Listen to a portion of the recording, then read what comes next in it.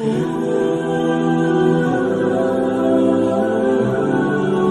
میں اسلام کی حقانیت کو اجاگر کرنے کے لیے دعوت سخن دیتا ہوں عزیزاً تنویر احمد کو کہ وہ آئیں اور اپنے دلربا تقریر سے ہم سب کو محظوظ فرمائیں۔ زمانہ آج بھی اسلام سے فیض پائے گا، زمانہ آج بھی اسلام سے فیض پائے گا، مٹے گی ظلمت شب اور سورج جگمگائے گا۔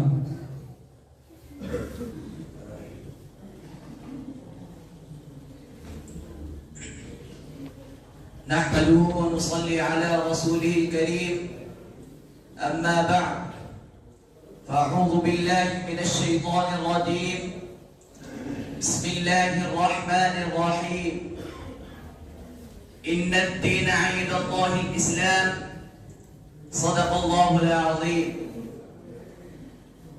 اسلام کی فطرت میں قدرت نے لچک دی ہے، اسلام کی فطرت میں قدرت نے لچک دی ہے، جتنا ہی دباؤ گے یہ اتنا ہی ابھرے گا۔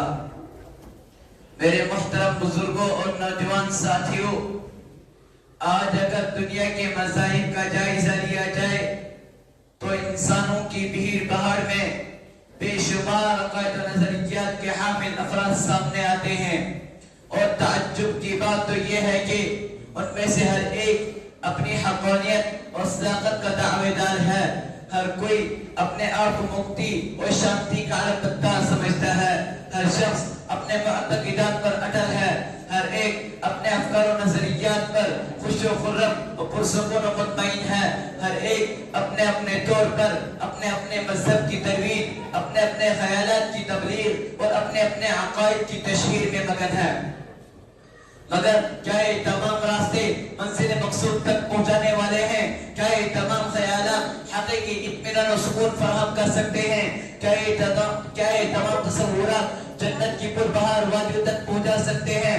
اگر غور و فکر کے ساتھ حقیقت کی دنیا میں اتر کر ان سوالوں کا جواب تلاش کیا جائے تو جواب سوائے نفی کے کچھ نہیں ہو سکتا، کیونکہ آج دنیا میں جو بہن بہن کے درم اور قسم قسم کے مذاہب نظر آ رہے ہیں، ان کی تعمیر اور توسیع کے پیچھے انسانی دماغ، انسانی خواہشات، انسانی خیالات، انسانی تصورات، انسانی تفکرات، انسانی مزاج اور انسانی پلاننگ کام کر رہی ہے۔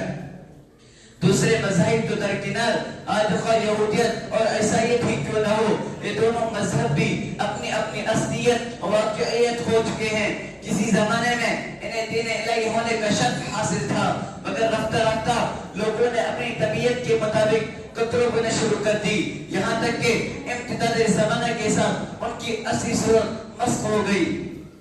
ان کے علاوہ اور بھی بہت سے مذہب ہیں، خواہ وہ سکھ مت ہو، یا ہندو مت ہو، یا پارسی ازم ہو، یا بدھ ازم ہو، کوئی بھی دھرم ہو، کوئی بھی مذہب ہو، انسان کو شانتی عطا نہیں کر سکتا، خدا تک رسائی کا ذریعہ نہیں ہو سکتا، جنت الفردوس کی بات تک نہیں پہنچا سکتا سوائے مذہب اسلام کے، کیونکہ آج دنیا کے تمام ادیان میں صرف اور صرف اسلامی ایک ایسا مذہب ہے جسے رب تبارک و تعالیٰ کی بارگاہ سے قبولیت کی سند حاصل ہے، یہ اللہ تعالیٰ کا محبوب و پسندیدہ دین ہے۔ جیسے کہ شرع ربانی ہے، ان الدین عند اللہ الاسلام، بے شک اللہ کے یہاں اسلامی دین ہے، بلا شک و شبہ یہ خدا رب قدوس کا محبوب و پسندیدہ دین ہے، یہی جنت الفردوس کی وادی میں پہنچانے والا مذہب ہے، اسی سے خدا تک رسائی ہوتی ہے، اسی کے قوانین میں حیات کا بیت پوشیدہ ہے، اسی کے دستور میں ترقی کی راہ اور نجات کی سبیل ہے، یہی حق کا نقیب اور صداقت کا خطیب ہے، یہی عزت و عظمت کا محافظ اور حرمت و ناموس کا نگہبان ہے۔ یہی وجہ ہے کہ مذہب اسلام کی آمد کے ساتھ تمام آسمانی شریعتیں منسوخ کر دی گئی اور دوسرے مذاہب عالم باطل و مردود قرار دیے گئے، جیسے کہ شرع ربانی ہے، وَقُلْ جَاءَ الْحَقُّ وَزَهَقَ الْبَاطِلُ إِنَّ الْبَاطِلَ كَانَ زَهُوقًا، اور فرماؤ کہ حق آیا اور باطل مٹا، بے شک باطل کو مٹنا ہی تھا۔ حضرات، آج کی مجلس میں میں آپ کے سامنے اسلام کی حقانیت اور صداقت کا تذکرہ کرنا چاہتا ہوں، لہذا اس سلسلے میں سب سے پہلے یہ بات ذہن میں رکھنا ضروری ہے کہ کسی بھی مذہب کی حقانیت اسی وقت کو بس ظاہر و روشن ہو سکتی ہے جبکہ اس کے بانی کا پورا حال نگاہوں کے سامنے ہو۔ بانی مذہب کی پوری زندگی، اس کے افعال و کردار، اعمال و اقوال اور اخلاق و اطوار اور شب و روز کی تفصیل معلوم ہو۔ اسلام کا دار و مدار محبوب رب العالمین، حضور رحمت للعالمین، شفیع المذنبی، انیس الغریبین، تاجدار مدینہ، سرور کائنات، خاتم الانبیاء محمد مصطفیٰ صلی اللہ علیہ وسلم پر ہے۔ آپ کو اللہ تبارک و تعالی نے آپ صلی اللہ علیہ وسلم کی مقدس زندگی کا ایک ایک لمحہ آفتاب نصف النہار کی طرح روشن ہوتا بنتا ہے۔ اس دار فانی میں آمد سے لے کر کوچ فرمانے تک زندگی کی ایک ایک ساتھ تاریخ کے وسیع سیرہ میں مفعول ہے۔ پیدائش سے لے کر پردہ فرمانے تک مقدس زندگی کا ایک ایک لمحہ احاطہ تحریر میں قید کر لیا گیا ہے، جس سے اندازہ ہوتا ہے آپ کی زندگی ایک کھلی ہوئی کتاب کی طرح ہے، جسے اپنے بھی دیکھ رہے ہیں اور غیر بھی مطالعہ کر رہے ہیں۔ جو ہدایت یافتہ ہیں وہ جرا پا رہے ہیں، اور جو گم گشتہ راہ ہیں انہیں منزل مقصود کا پتہ مل رہا ہے۔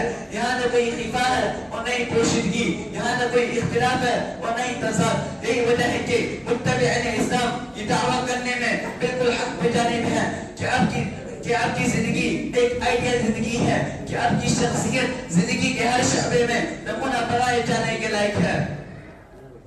وہ نبیوں میں نبی ایسے کہ ختم الانبیاء ٹھہرے، وہ نبیوں میں نبی ایسے کہ ختم الانبیاء ٹھہرے، حسینوں میں حسین ایسے کہ محبوب خدا ٹھہرے۔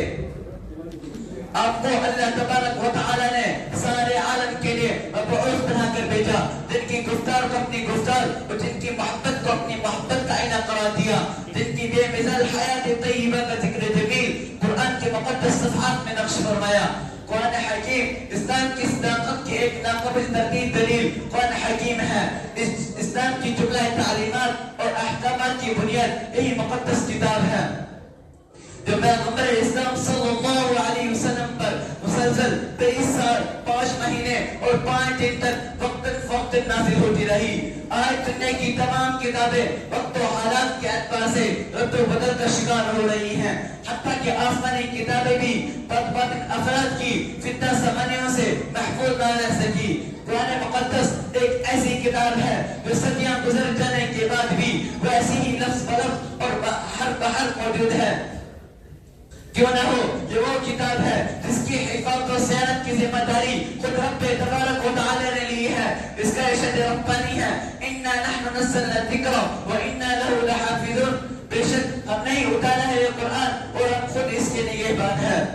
اس فرمان الہی سے ثابت ہوتا ہے اللہ تبارک و تعالی جہاں قرآن کریم کا محافظ ہے، وہیں اس کے جملہ تعلیمات اور احکامات کا بھی حامل ناصر اور محافظ و نگہبان ہے۔